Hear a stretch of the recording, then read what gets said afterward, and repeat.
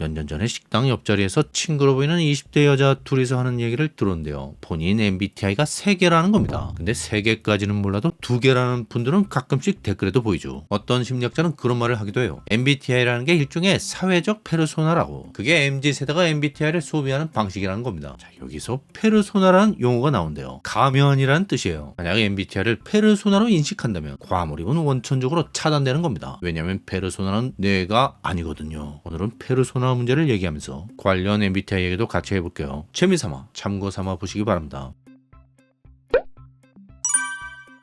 페르소나 문제는 크게 2가지예요. 첫 번째는 페르소나가 제대로 발달하지 못한 겁니다. 그래서 사회화에 문제가 생길 수 있어요. 그리고 2번째는 반대로 페르소나가 지나칠 정도로 발달한 겁니다. 그래서 그걸 나 자신으로 착각할 수 있어요. 이런 태도가 문제가 될 수 있습니다. 이게 일종의 과몰입 상태거든요. 먼저 첫 번째 문제부터 볼게요. 이해하기 쉽게 MBTI 유형으로 예를 들겠습니다. INTP와 INFP 이 두 유형이라면 이런 문제로 고민하게 될 가능성이 좀 있다고 봅니다. 자, 왜 그렇게 생각하는지 이유를 설명드릴게요. 아까 페르소나 가 사회적 가면이라고 했잖아요. 사회생활할 때 가면을 쓴다는 거죠. 자, 만약 INTP나 INFP라면 이 말이 좀 불편하게 들릴 수 있습니다. 가면을 쓴다는 것 자체가 뭔가 깨름칙한 그런 느낌이 있는 거예요. 왜냐면 이 사람들은 자기 생각을 있는 그대로 드러내거나 자기 마음을 있는 그대로 표현하고 싶어하는 면이 있거든요. 내 생각엔 이게 맞는데 혹은 나는 이런 느낌이 드는데 근데 그걸 숨기고 관심에도 없는 엉뚱한 말을 하거나 억지로 웃는 표정을 짓거나 이런 게 너무 싫다는 겁니다. 왜 그래야 하는 건데?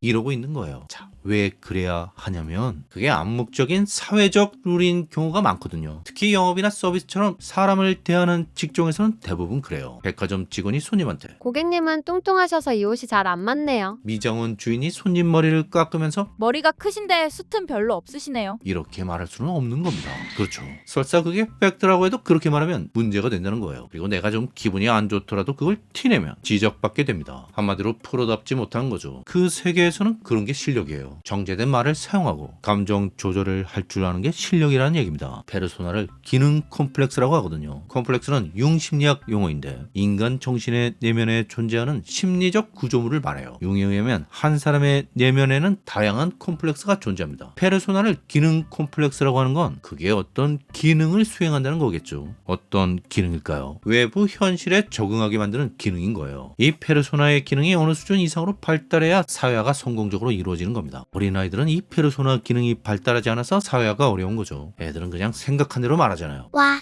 저 아저씨 머리 엄청 크다. 그리고 감정을 숨기지 못하죠. 기분 좋으면 깔깔대고 슬프면 막 울어요. 물론 순수해서 그런 거겠지만 페르소나 기능이 미발달한 거라고 볼 수 있습니다. 근데 사실 그게 그 얘기예요. 어른은 순수하지 않잖아요. 페르소나가 발달했고 그걸 사용할 줄 안다는 뜻입니다. 사회적 적응을 할 수 있는 능력이 있다는 거예요. 자, 그럼 INTP나 INFP는 이게 미발달했다는 얘기냐? 그래서 사회화에 문제가 있다는 거냐? 글쎄요. 그런 면이 있지만 반드시 그런 건 아닙니다. 오히려 남들에게는 없는 탁월한 재능을 갖고 있어서 그럴 수 있어요. 무슨 얘기냐면 INTP는 천재들이 많은 유형이죠. 그것도 괴짜, 특이한 사람들이 많습니다. 괴짜 천재 과학자. 아인슈타인이 INTP라고 하고요. 뉴턴과 다윈, 심지어 빌 게이츠도 INTP라고 해요. 그리고 INFP도 은근히 천재들이 많아요. 이 사람들은 문과 천재들이죠. 대문호 셰익스피어가 인프피라고 하고요. 반지의 제형을 쓴 톨킨도 INFP라고 합니다. 자, 이런 스타일을 페르소나로 쓸 정도라면 본인도 그쪽 방면으로 발달한 무언가를 갖고 있을 가능성이 크겠죠. 페르소나라는 게 사회적 적응을 할 수 있게 만드는 거라고 했잖아요. 다시 말해서 사회적 역할 수행을 페르소나를 통해 한다는 겁니다. 과학자나 예술가도 일종의 사회적 역할이에요. 상대적으로 드물고 특이한 역할이어서 그렇지 세상에는 그런 일을 하는 소수도 있는 거죠. 문제는 이들은 사회에 적응하기 위해서 이런 페르소나를 발달시킨 게 아니라는 겁니다. 어떤 시각에서 이들은 페르소나 같은 사회적 가면은 별로 필요하지 않았던 걸지도 몰라요. 개인적 재능이 워낙 출중했기에 그걸로 사회적 역할을 충분히 할 수 있었던 거죠. 다시 말해서 그냥 생겨먹은 대로 살았거나 혹은 관심 있는 거에만 몰두해도 사회가 필요로 하는 성과를 만들어냈다는 뜻입니다. 말하자면 특정 분야에 대한 재능 또는 실력 자체가 페르소나가 되어버린 셈이죠. 근데 이런 예외적인 사례는 매우 드뭅니다. 게다가 이런 분야에서 성공했다고 해도 처음엔 전혀 주목받지 못하는 경우가 많죠. 얼핏 사회에 적응을 잘 못하는 것처럼 보였던 사람이 어느 날 갑자기 대박이 나면서 사회적으로 중요한 인물이 되는 시기라는 겁니다. 그래서 INTP나 INFP라면 인간관계에서 일종의 방어벽이라고나 할까요? 그런 게 별로 없는 사람들이 많아요. 대부분의 때문에 평범한 조직이나 집단에 적응하는데 어려움을 겪는 경우가 많습니다. 근데 만약 좀 특이한 문화를 갖고 있는 곳이라면 괜찮을 수도 있겠죠.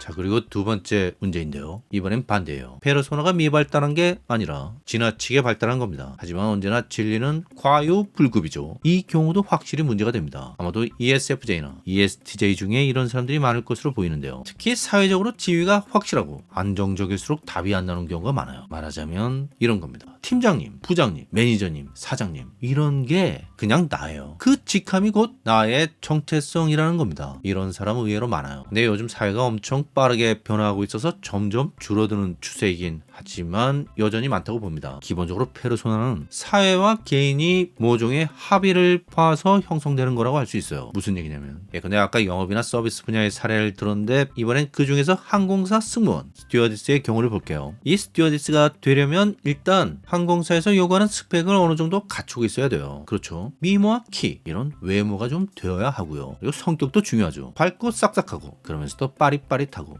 이런 사람을 찾지 않겠어요? 말하자면 사회에서 요구하는 기준이라는 게 있다는 겁니다. 그런 자질이 있는 사람들을 모아놓고 그 기준에 맞도록 훈련시켜서 제대로 된 승무원을 만들어내는 거예요. 페르소나라는 게 바로 그에 부합하도록 발달시킨 내 인격의 한 부분인 것입니다. 이 페르소나가 형성되기 위해 또 한 가지 반드시 필요한 게 나의 의지예요. 멋진 스튜어디스가 되겠다는 의지. 이게 없으면 이런 페르소나가 만들어지기 어렵다는 겁니다. 다시 말해서 사회가 개인에게 항공사 승무원에 맞는 기준을 요구하고 동시에 개인이 자신의 목표를 이루기 위해 그 기준에 맞추고자 하는 의지가 있어야 비로소 그 사람이 스튜어디스로서의 페르소나를 갖게 된다는 겁니다. 자, 여기서 알 수 있는 게 뭐냐면 페르소나의 과발달이 문제가 되는 사람들은 야망, 그것도 사회적 야망이 있는 경우가 많다는 겁니다. 쉽게 말해서 나 이대 나온 여자야. 나 스튜어디스야. 나 국대야. 뭐 이런 사람들이라는 거예요. 왜 페르소나를 나 자신으로 착각합니까? 그게 멋지고 근사하지 않으면 그렇게 하고 싶겠어요. 그래서 그 말씀을 드린 거예요. 사회적으로 지위가 확실하고 안정적일수록 문제가 된다고요. 덧붙이자면 매력적일수록 그렇게 된다는 겁니다. 누구나 해병이 될 수 있다면 나는 결코 해병을 선택하지 않았을 것이다. 누구나 그 페르소나를 가질 수 있다면 그 페르소나한테 집착할 이유가 없는 거죠. ESFJ가 이런 게 아주 강한 사람들이에요. 뭐랄까 사회적으로 인정받고 싶어하는 야망 같은 게 있습니다. ESTJ도 비슷해요. 아니 성공에 대한 야망은 더 강하죠. FJ는 그래도 인간적인 정 같은 게 있는데 ESTJ는 그런 것도 별로 없다는 겁니다. 근데 도대체 그렇게 좋은 페르소나가 무슨 문제가 된다는 걸까요? 당연히 그걸 갖고 있을 때는 좋죠. 근데 살다 보면 잃어버릴 수가 있거든요. 대기업 임원이었다가 퇴사한 사람이 우울증 같은 정신적인 문제가 생기는 이유가 자기 정체성이 흔들려서 그래요. 돈이 아니라 지위, 그와 연결된 정체성을 잃어버리는 게 문제가 되는 것입니다. 몇 달 전만 해도 나는 상무님, 전무님이었는데 이젠 아무도 나를 그렇게 불러주지 않습니다. 그러다가 우연히 누군가에게 아저씨라는 소리를 듣고 현타가 오는 거죠.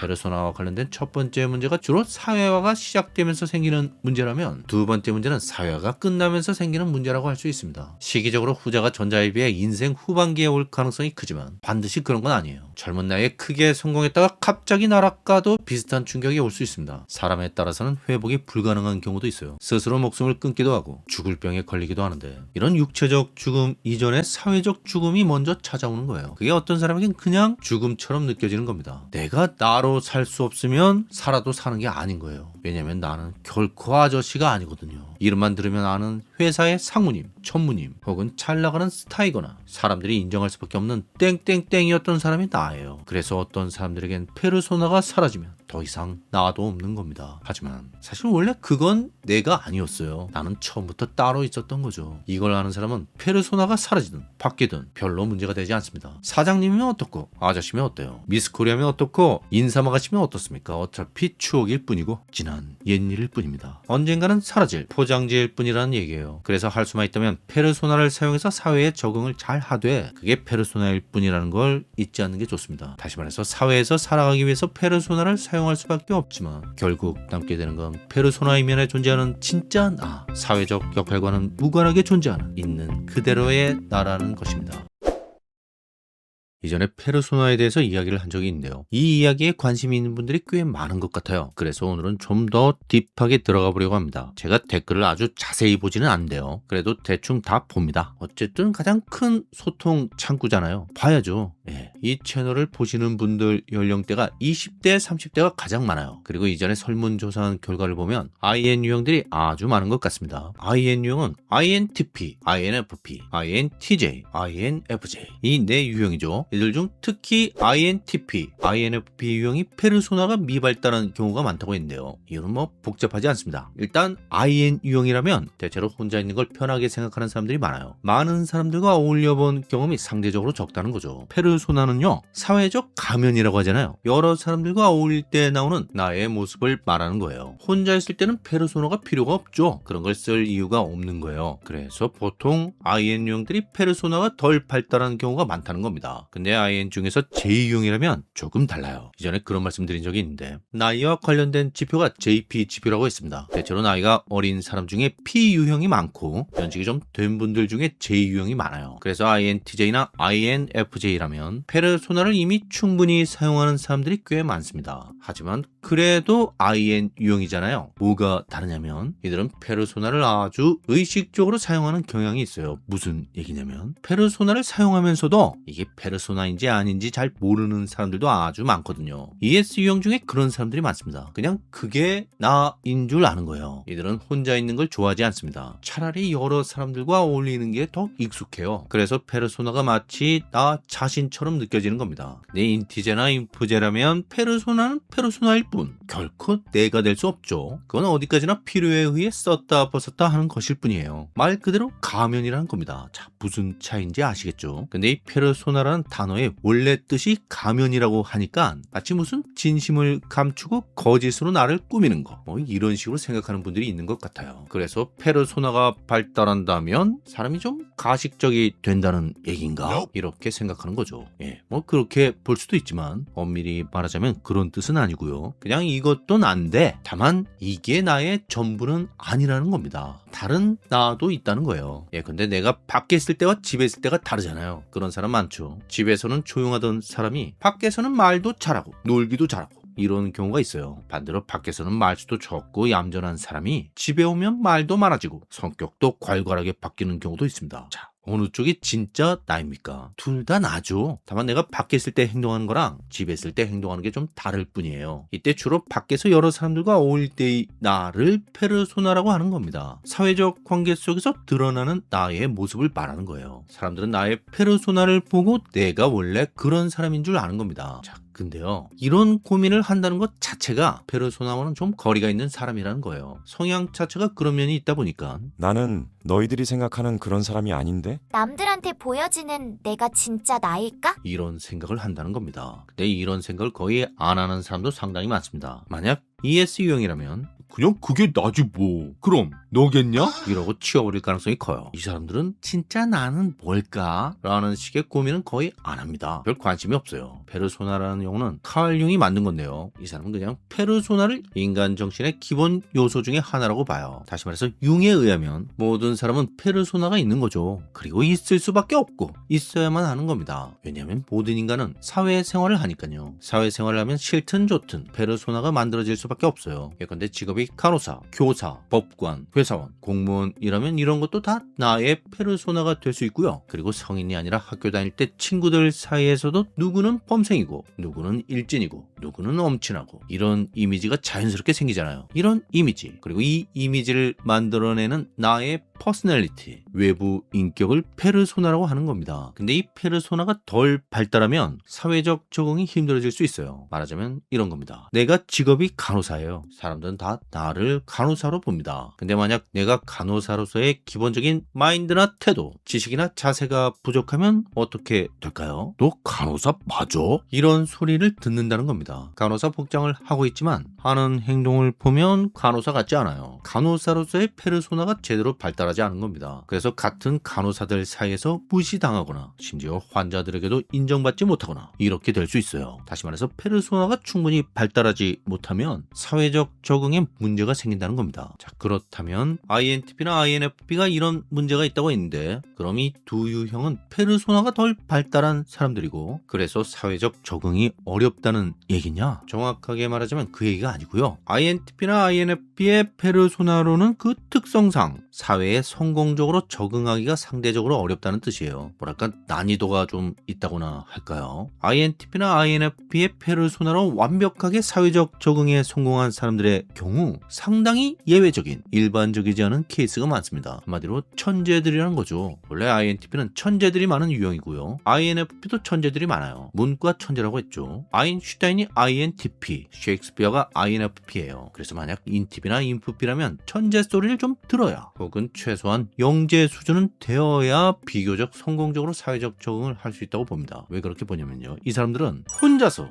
추상적인 생각이나 상상에 빠지며 노는 거에 특화되어 있거든요. 자, 이런 사람들이 어떤 사회적 역할로 자신의 가치를 증명할 수 있겠어요. 페르소나라는 건요, 나 혼자 만드는 게 아니에요. 나를 둘러싼 사회와의 관계 속에서 만들어지는 겁니다. 내가 원하는 것과 사회가 요구하는 게 일치할 때 비로소 성공적인 페르소나가 형성되는 거예요. 자, 내가 원하는 건 이미 얘기했죠. 내가 잘하는 것이기도 합니다. 자, 그러면 사회가 요구하는 게 뭘까요? 이게 어렵게 말하자면 한도 끝도 없는데 좀 쉽고 단순하게 접근해 볼게요. 그냥 돈이라고 생각하면 됩니다. 다시 말해서 자본주의 사회에서 그게 돈이 된다면 그럼 사회적 역할을 충분히 수행할 수 있다고 보는 거예요. 물론 합법적인 방법으로 돈이 되어야 하겠죠. INTP나 INFP가 어떤 사람들이라고 했죠? 혼자서 추상적인 생각이나 상상에 빠지며 노는 걸 좋아하고 잘한다고 했잖아요. 자, 이제 본인이 카페 사장이라고 생각해 보세요. 이런 성향을 가진 사람을 알바로 고용하고 싶을까요? 아니라는 겁니다. 근데 이런 특성을 가진 사람들이 갖는 특별한 직업이 있죠. INTP는 과학자, INFP는 소설가 이런 겁니다. 과학자나 소설가로 성공하기가 쉽지 않아요. 그렇죠. 보통 남들이 어려워하는 과목, 수학이나 과학을 아주 잘하거나 혹은 대단히 뛰어난 상상력을 갖고 있거나 이런 식으로 매우 드문 재능을 갖고 있어야 이 분야에서 성공하는 겁니다. 여기서 또 중요한 게 이들이 P유형이라는 겁니다. 자기 관리에 철저하거나 규칙적인 생활을 하거나 이런 것과는 거리가 좀 있는 사람들이라는 거예요. 자유분방한 편이라는 거죠. 그런데도 사회적으로 인정받는 겁니다. 얼마나 수학을 잘하면, 얼마나 놀라운 과학적 발견을 하면, 얼마나 대단한 소설을 쓰거나 작품을 만들면 인정을 하겠어요. 그러니까 천재, 적어도 영재는 되어야 성공적인 INTP 또는 성공적인 INFP의 페르소나를 가질 수 있다는 얘기입니다. 이해가 가시죠?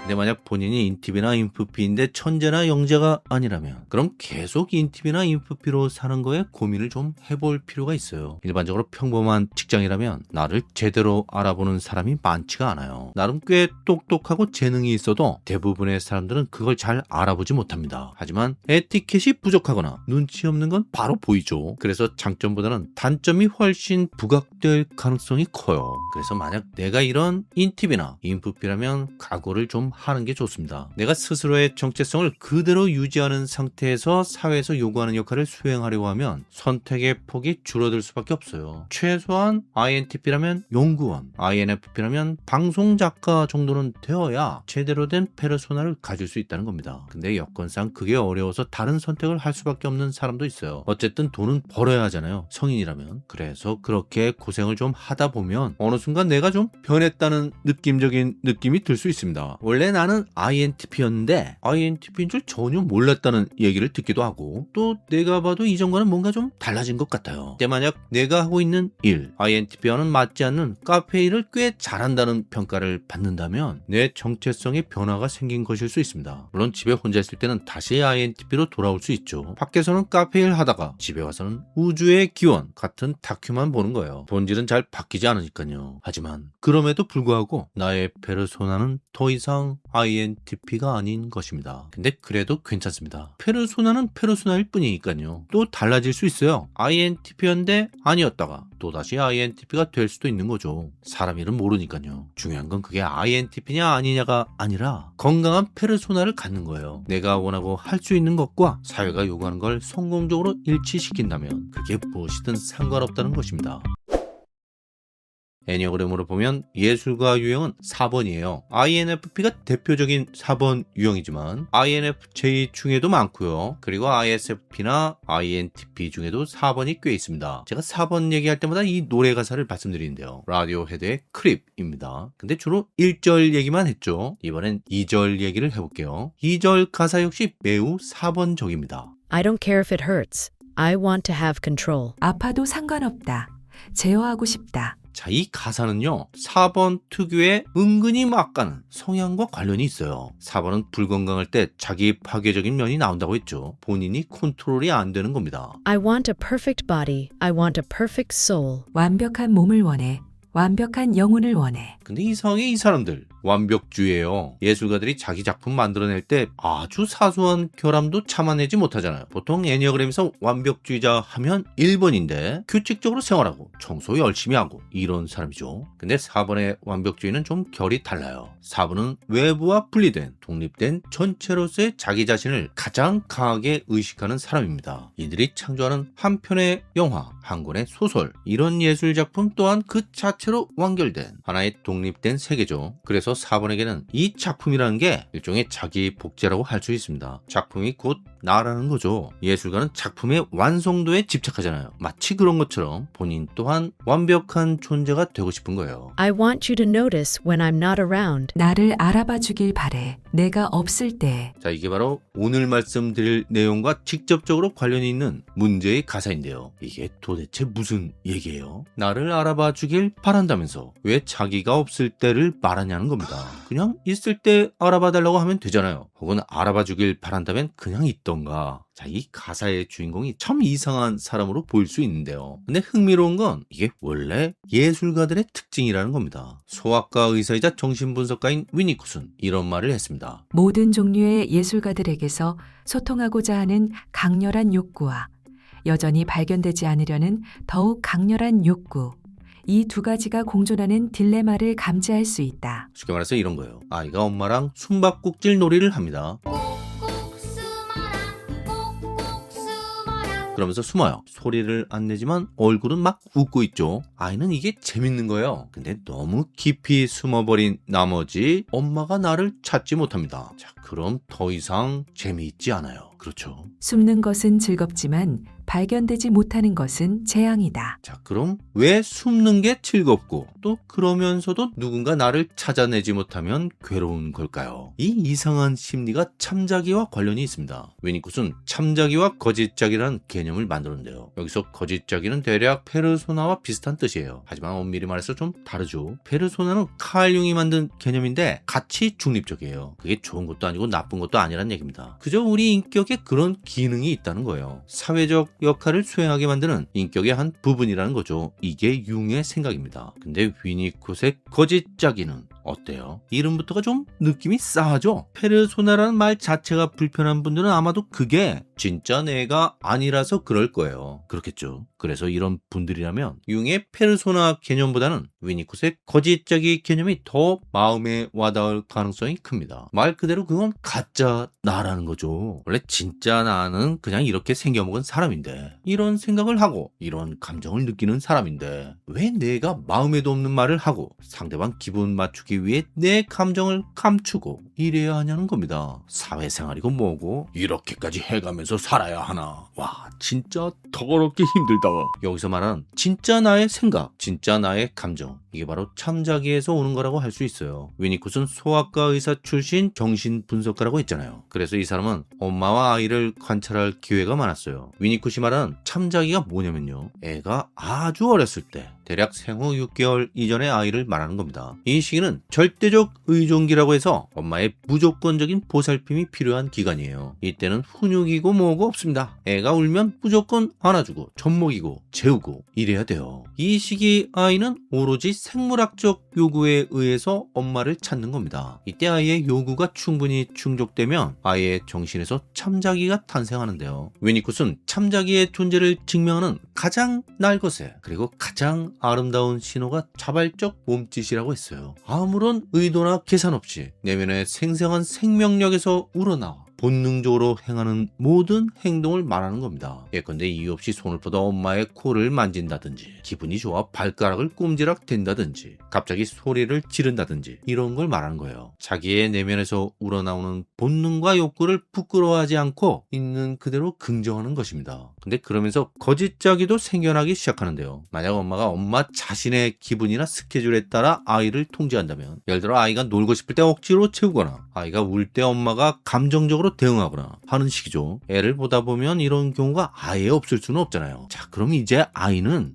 생존을 위해 엄마의 요구에 자신을 맞추기 시작한다는 거예요. 이게 거짓자기입니다. 거짓자기가 발달할수록 참자기는 내면 깊은 곳으로 숨어버려요. 말하자면 내가 원하는 대로 하면 버림받겠구나. 엄마가 원하는 모습으로 행동해야겠다. 라고 학습하는 겁니다. 물론 태어난 지 얼마 안 된 아기가 이런 생각을 한다는 건 아닙니다. 생각은 언어로 하잖아요. 하지만 이 시기 아이는 말도 아직 못 배운 상태예요. 그저 살아남고자 하는 생존 본능에 의해 그렇게 된다는 얘기입니다. 근데 뭐 세상에 참자기만 있고 거짓자기는 없거나 거짓자기만 있고 참자기는 없는 사람은 없어요. 둘 다 있는 겁니다. 다만 타고난 기질과 어린 시절의 경험에 따라 참자기와 거짓자기의 관계가 사람마다 조금씩 다르겠죠. 예술가 기질이 강한 사람, 예컨대 혼자서 글을 쓰거나 그림을 그리거나 음악에 빠지는 성향이 강한 사람이라면 참자기를 쫓는 성향이 크다고 볼 수 있어요. 왜냐면 그건 누가 시켜서 하는 게 아니잖아요. 그냥 나의 내면에서 나오는 자발적인 충동에 의해서 그런 걸 좋아하게 된 겁니다. 뭐 좋아하는데 무슨 이유가 있어요. 그냥 좋으니까 좋은 거지. 그런 겁니다. 근데 이 참자기는요, 원래 숨겨져 있어요. 모든 사람이 다 그렇습니다. 너무 꽁꽁 숨겨져 있어서 거짓자기만 비대한 사람도 있어요. 이런 사람들은 겉보기에는 예의 바르고 친절하고 하여튼 멀쩡해 보이는데 본인은 왠지 공허감 같은 걸 느끼는 경우가 많습니다. 보통 그런 말 하잖아요. 너는 무슨 낙으로 사냐? 한마디로 사는 낙이 없는 겁니다. 참자기가 거짓자기에 눌려서 질식 직전 상태란 얘기예요. 근데 예술가들은 자기가 좋아하는 걸 하잖아요. 참자기가 살아있는 겁니다. 예술에 몰입해서 작품을 창조하는 행위가 바로 참자기에서 나온 거예요. 문제는 이걸 숨겨야 하는 거예요. 왜? 참자기니까. 참자기는 원래 숨겨져 있다고 했잖아요. 그래서 예술가들이 숨바꼭질을 하는 겁니다. 발견되지 않으려고 하는 거예요. 예술가로서의 나, 그리고 내가 만든 작품, 이 모든 게 참자기니까. 참자기를 숨기는 이유가 그게 진짜 나이기 때문이에요. 날 것의 나, 꾸미지 않은 나, 아무런 의도와 계산 없이 내면에서 우러나오는 있는 그대로의 나. 그래서 상처에 극도로 민감합니다. 말하자면 방어벽 같은 게 없는 거예요. 왜 사랑 고백이 그렇게도 힘든 겁니까? 진심이기 때문에 그래요. 그래서 거절당했을 때 크게 다칠 수 있는 겁니다. 이게 바로 자신의 분신 또는 자식 같은 작품이 타인의 시선에 노출되는 게 두려운 이유입니다. 하지만 동시에 예술가는 발견되기를 원합니다. 그 작품을 제대로 알아보는 사람, 작품에 담긴 나의 기쁨과 좌절, 고독과 희망을 함께 느낄 수 있는 사람, 있는 그대로의 나를 인정해주는 사람, 그런 사람에게 발견되기를 바라는 거예요. 위니콧은 일반적인 사람들이 사회에 적응하기 위해 거짓자기를 발달시키는 반면 예술가들은 이 타협을 거부하는 경우가 많다고 보았어요. 그들은 오직 자신의 작품을 통해서만 세상과 소통하려는 독특한 방식을 취한다는 거죠. 그래서 일상생활에서는 지독하게 고립되면서도 작품을 통해서는 어느 누구보다도 격렬하게 자신의 영혼을 고백하는 사람들이 바로 예술가들이라는 겁니다. 근데 사실 이 이야기는 모든 사람에게 적용되는 거예요. 다시 말해서 인간은 타인과 연결되고 싶은 욕구만큼이나 자신의 깊은 진심을 감추고 보호하려는 욕구가 있다는 거죠. 다만 예술가가 이 이상한 역설을 가장 극단적으로 보여주는 사람이라는 것입니다.